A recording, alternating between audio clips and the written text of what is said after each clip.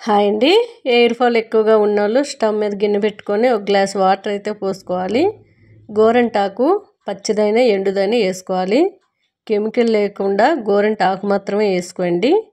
Henna powder అయితే పనిచేయదు. మళ్ళీ మందారాకు మందార పువ్వులు వేసుకున్నాను. కొలోంజి గింజలు వేసుకున్నాను. కొలోంజి అంటే చాలామంది ఉల్లిపాయ విత్తనాలు అని అడుగుతున్నారు. కాదండి, కొలోంజి అదొక ప్లాంట్ నుంచి వచ్చిన గింజలు.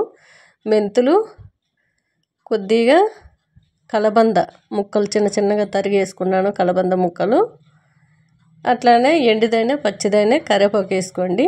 నేను ఎండిదే కరివేపాకు వేసుకుంటున్నాను. పచ్చిది ఉంటే పచ్చిది వేసుకోండి.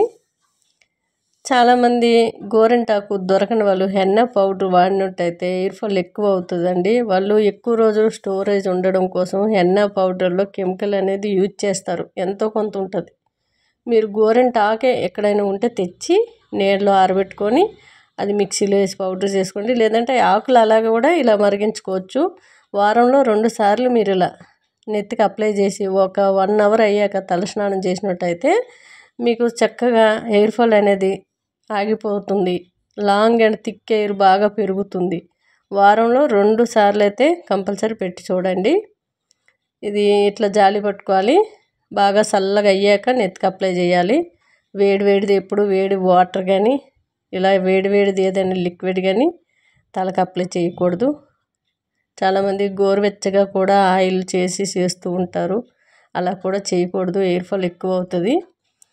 అట్లానే డైర్లు కూడా పెడుతూ ఉంటారు. నెత్తికి స్మూత్గా ఎంటికలు ఉంటాయని. అలాంటి వాళ్ళకి కూడా ఎయిర్ ఫాల్ ఎక్కువగా అవుతుంది.